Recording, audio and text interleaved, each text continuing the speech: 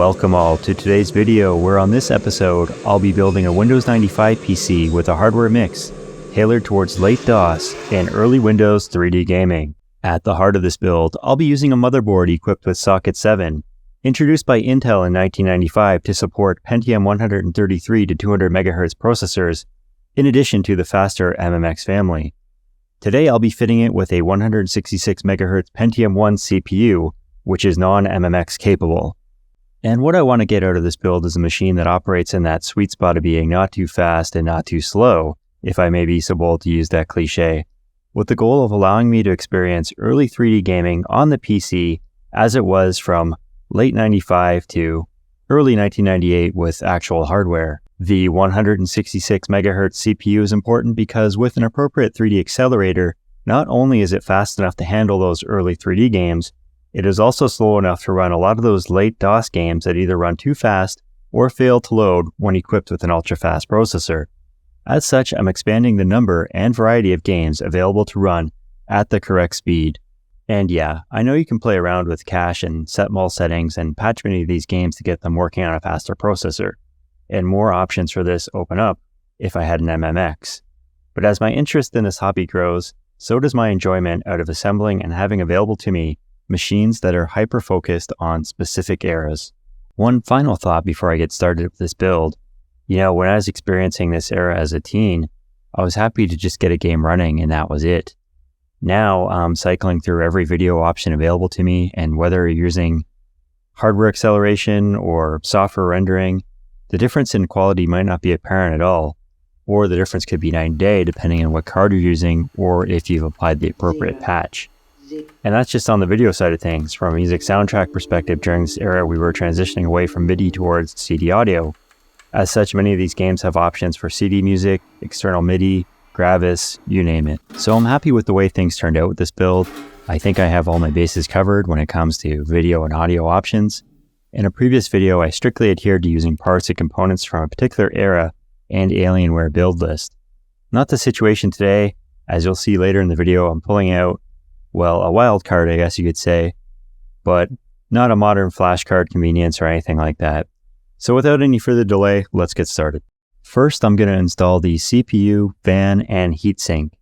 I'm not going to apply any thermal paste here as I don't believe it is needed for this processor.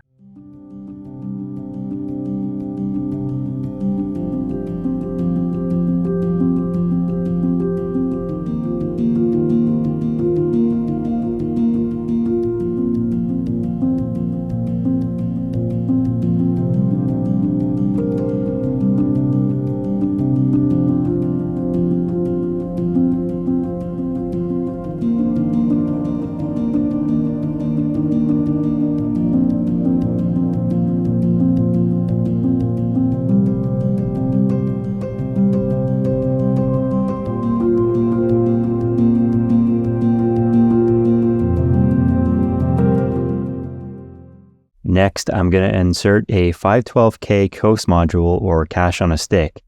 Now, this can be enabled or disabled in the BIOS.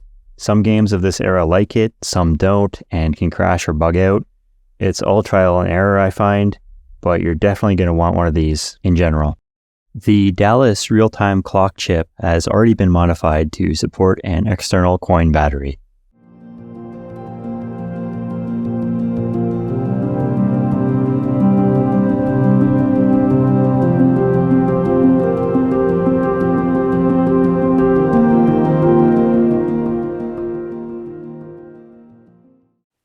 Now, I mentioned previously this is a regular Pentium, non-MMX. I'll limit out the scope of this build, but I believe it is possible to use an MMX CPU with the addition of an external VRM, maybe a project for a future video. As for RAM, I'm using a combination of 72-pin SIMs and a 168-pin DIMM for a total of 32 megs.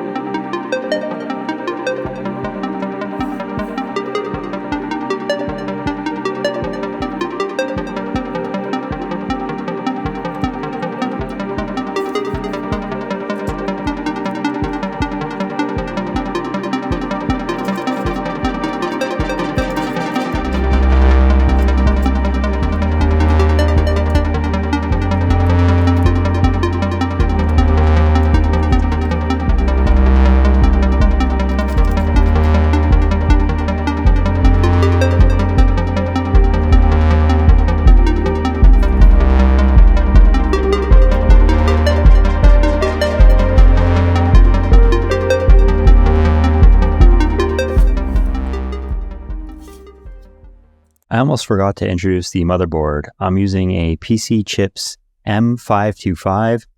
The one interesting thing to note is, although there is a PS2 mouse connector, I can't use it because it's blocked off by the type of case I'm using. However, I'm perfectly okay with using a serial mouse, so no issue. And AT keyboard only, which I'm also fine with as I have a PS2 to AT converter.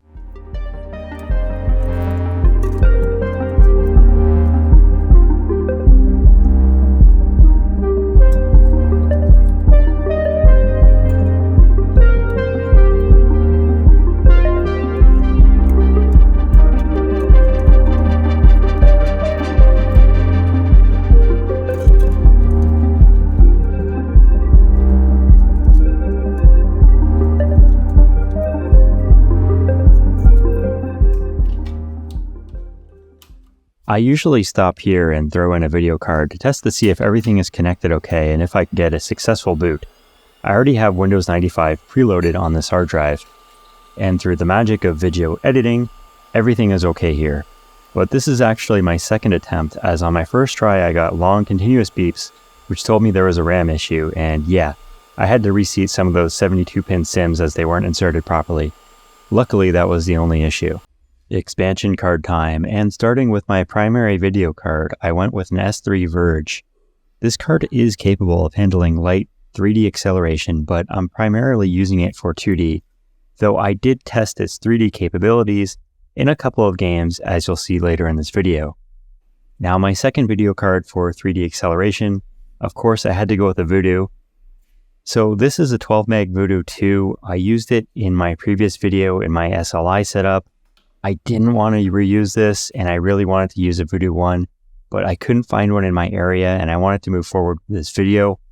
With the basket of games I was testing, I just really needed a Voodoo. It's a must-have. And finally, for my sound card, I'm putting in the Orpheus 2. Now, if you're unfamiliar with this card, check out my previous video dedicated to it. LGR also did a video a few months back.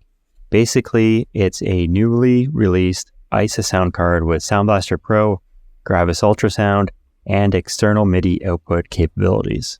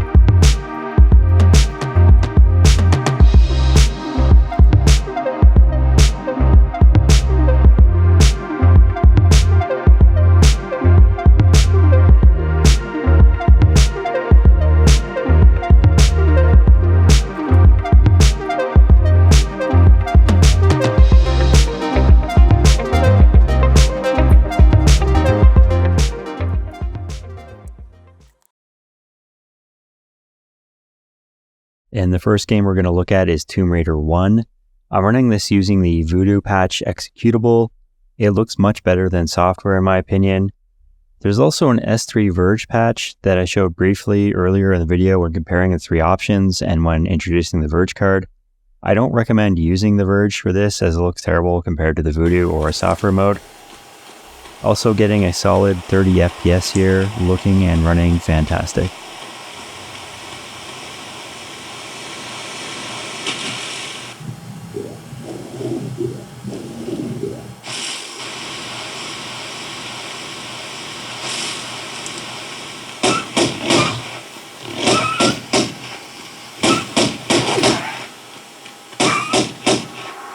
Next up is Descent 2. Much like Tomb Raider, I'm using a Voodoo patch executable, and there is an S3 version that doesn't look or run so great. I left that footage out of this video, but I'm loving this Voodoo version. The only downside is you lose the whole cockpit view, which I like a lot.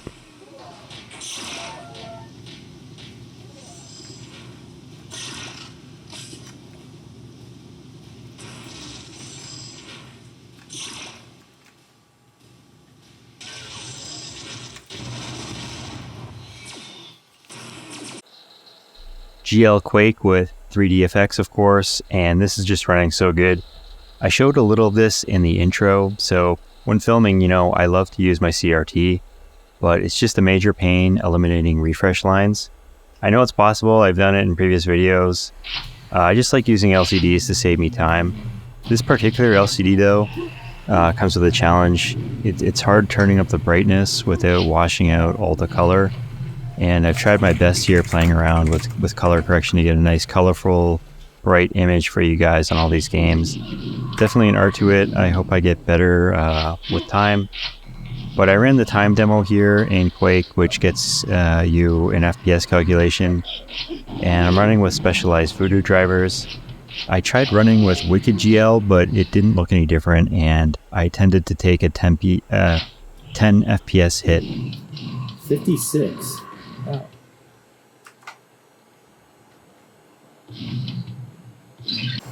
Hexen 2 here, and I'm super disappointed, not with the game, but with the performance.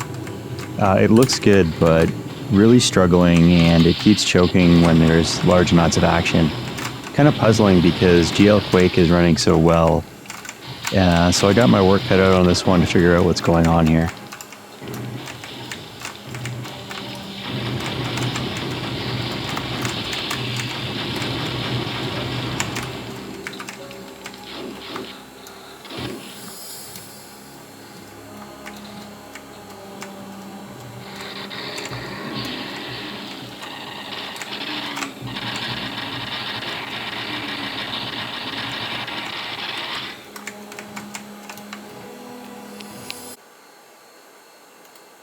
Pod is running well, looks great, 3DFX version here again.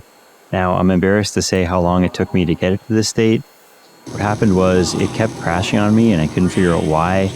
I tried S3D mode, software, under Windows 98, 95, everything. Finally, it dawned on me. I tried disabling the external cache and that did the trick. Hasn't crashed once with that disabled. Though if you listen closely, you can kind of hear the sound stutter in some areas. Not a deal breaker though.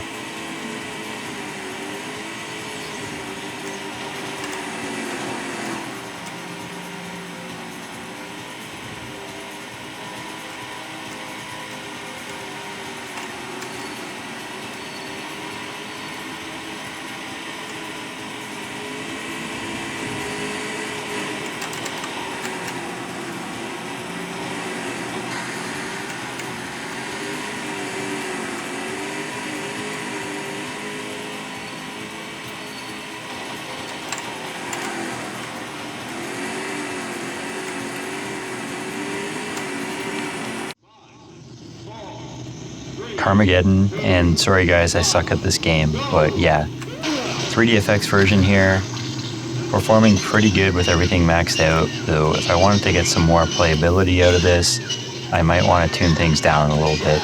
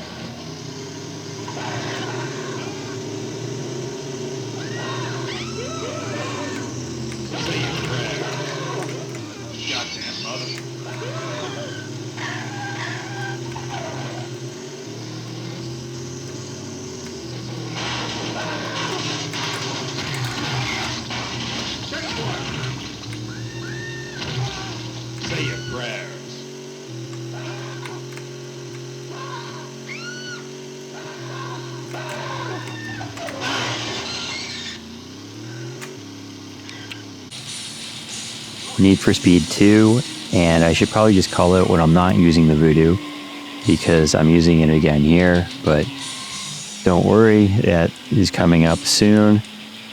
So this game just really runs amazingly well, great sense of speed, no hiccups or slowdowns anywhere.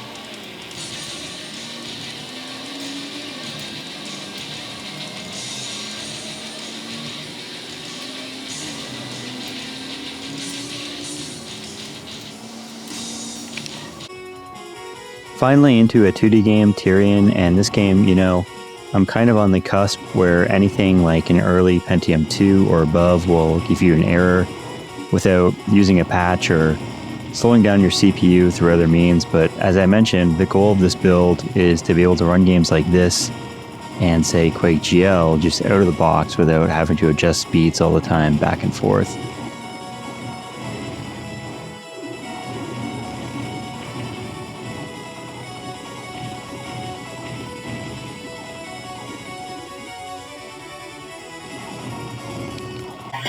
Same idea with Jackrabbit as in Tyrian.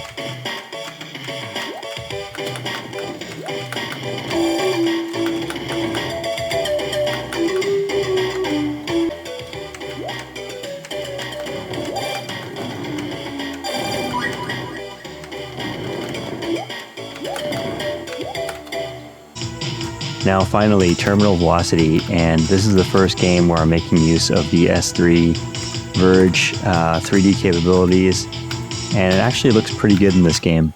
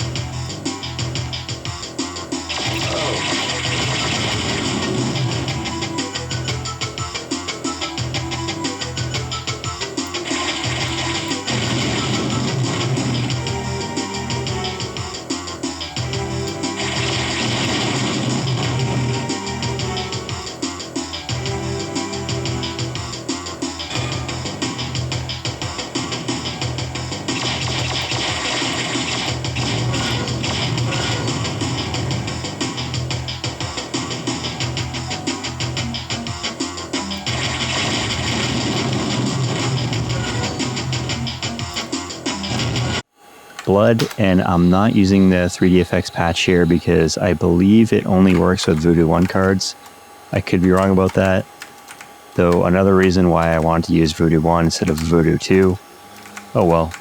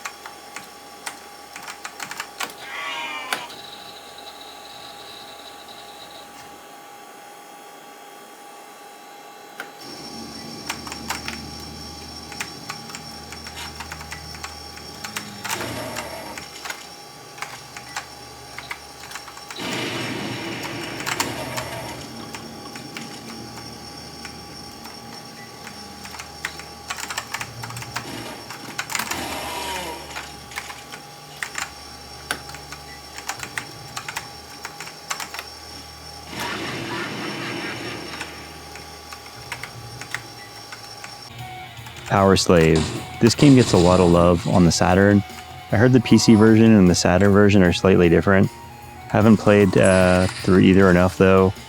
I did have the shareware demo version of this on the PC back in the day, and I remember being really impressed.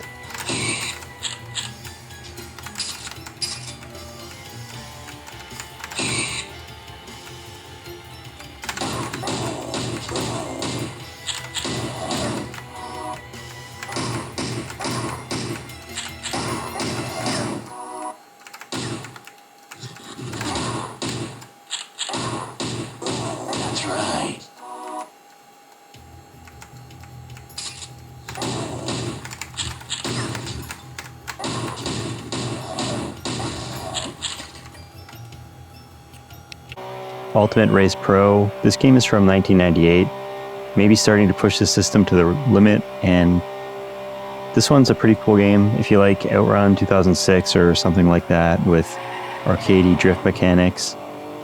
Not a very complicated game, but just some quick arcade style racing fun.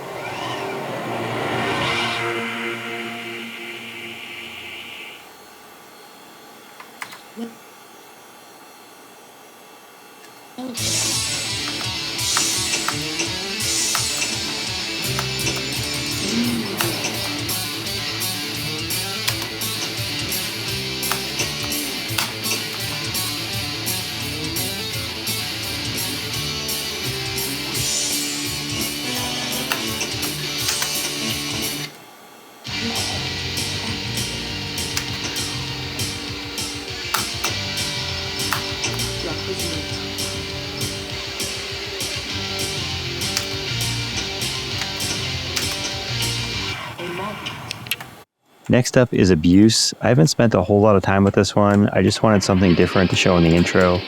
Looks like a really cool game from what I've seen so far. I'm not sure if it's like a Metroidvania or if it's more linear. I'll definitely spend some more time with it though.